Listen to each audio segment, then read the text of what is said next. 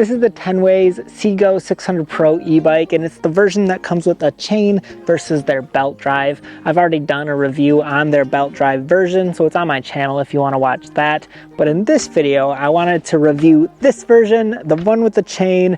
What is my experience like with this? What do I like about it? What could be improved? And I also wanted to share with you some of the features that it comes with. So if you're interested in this product, I'll put a link in the description below for you to check it out for yourself. So the unboxing process with this e-bike is very simple and straightforward. It comes with the instructions and all the tools that you'll need to assemble it. And it's very easy to assemble it. There actually isn't a lot of steps. You basically have to put the front tire on, the fender, put the handlebars on, and a few other little accessories like the pedals and stuff. But other than that, it mostly comes already assembled, and it's a very easy process. Now, after you get it put together, I feel like it looks awesome. I really am pleased with all the different color choices that Tenways provides. They're all kind of a muted, flat color profile, which looks very sleek. This one comes in green, as you can see, and I feel like the design of the overall bike is very modern, and it has a good overall aesthetic and appearance to it. This does come with a step over frame, and I feel like it's kind of built to be a road cycling bike, something that you'll pedal and you'll use more like a cyclist would rather than a fat tire, leisurely, comfortable commuter style e-bike. This is more of a exercise. You're going to be pedaling this bike. So that's kind of my thoughts about it. It does come with fenders, which I love that. It keeps the bike cleaner, keeps you cleaner as well when you're riding it. It comes with a slender seat here, which again, this is more reminiscent of a road style e-bike. And the handlebars are just flat across, so it does put you in a more athletic position while you're riding this thing. One thing I do really enjoy about this e-bike is it does have an adjustable stem. That way you can kind of adjust it to your riding style and preference, which I love when e-bikes offer some of those accommodations to just fit a more wide range of people.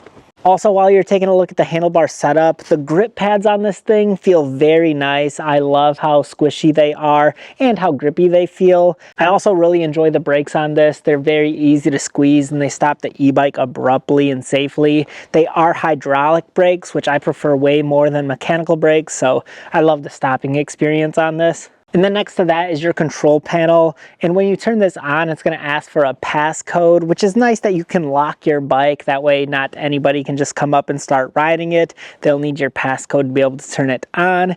And then once you do turn it on, it's a very clean display, shows you all your normal metrics, and you can toggle through different ones by tapping the M button. And then you can change your pedal assist level by touching the buttons on the bottom there, the up or down button. And it has 3 different pedal assist levels, which I feel like all work very well. That's probably my favorite part about this e-bike, is actually how it rides. It is so smooth. It comes with a torque sensor, so it senses how strongly you're pedaling, and the motor output matches that exact power output. So as you pedal harder, you go faster. As you pedal softer, you go slower. And I feel like it's just dialed in very nicely. Not all torque sensors are made the same. Some are better, some are worse. This one is definitely a better torque sensor. You just can feel the responsiveness of it, and it definitely adapts to how you're pedaling. I feel like this e-bike is very zippy as well when you're riding it. I was able to get up to its top speed of 20 miles an hour with no problem at all. And it's kind of surprising because it only has a 350 watt motor, which isn't the strongest motor out there. But I still never seem to struggle with going up hills or commuting around my whole neighborhood. It was very easy to do on this e-bike, and I think part of that reason is because this is a road style e-bike, so it has slender tires up front, and it also is a very lightweight e-bike. It only weighs 37 pounds, which feels very nimble and easy to manage when you're riding, and especially when the motor kicks in and gives you assistance, I feel like you can just fly and zip around on this with no problem at all. One thing I did notice about riding around in my neighborhood is I could definitely feel the bumps when I was riding this thing because the tires are more slender and it doesn't have any front suspension or rear suspension. So you can definitely feel the cracks and the bumps. And I live in Michigan, so we have a ton of potholes and gravel roads and things like that. We don't have the smoothest surfaces to ride on. So I could feel some of those bumps when I was riding. But if you live in the city or somewhere with more just pavement and stuff, I feel like you should be good to go. And honestly, I even took this on some of our gravel roads and it was fine. I still was able to manage it, no problem at all. You just avoid the big bumps, basically. An upgrade that they made to this e-bike versus the old belt drive e-bike that I've tested out in the past is this one comes with both an integrated headlight and also an integrated tail light, which I love that. Before they used to have just a battery powered tail light, but now they actually integrated it into the fender, which I love that. I feel like it still looks very sleek, but it gives you a little bit more visibility if you're riding out in traffic or if you're riding out at nighttime. Now I want to talk about what it's like having their chain drive version versus their belt drive. So I will say that their belt drive is very smooth, especially when you're changing speed levels. It does a great job at giving you the proper resistance level, even though it's a single speed.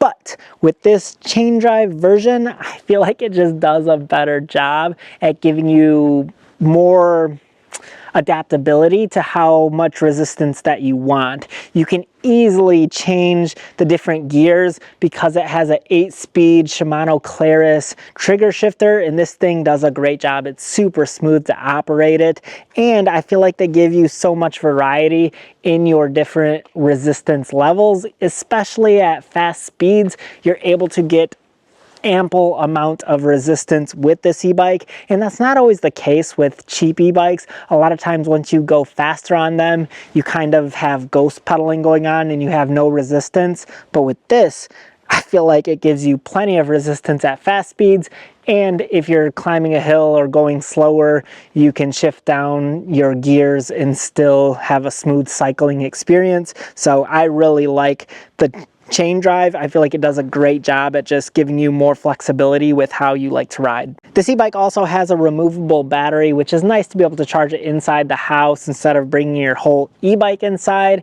That makes it very convenient. But then also that battery has great range as well. It has a maximum range of 52 miles on one trip, which is a lot of miles, especially on a bike. Now that's probably like the maximum mileage you'd get. More realistically, you'd probably be around 30 miles on one trip. That's what I tend to notice, but it depends on your size, your riding conditions, and all those other types of factors that influence your mileage. So at the time of this recording, this e-bike comes in at a price of $1,500, which I feel like is a pretty fair price for a nice quality e-bike. A lot of times that is a normal price of an e-bike of this caliber. Because it comes with hydraulic brakes, it comes with a nice LG battery, it comes with integrated lights on it, it has a very smooth torque sensor, all those nice features, even the trigger shifter on this thing, all work very well. And since they're more premium features, the e-bike costs a little bit more money, but I think it's a justifiable price. So that's kind of my take on the cost of it. But overall, I feel like this is a very solid e-bike that I've been happy with. I'm very pleased with the way it rides and its overall performance, especially when you want to pedal.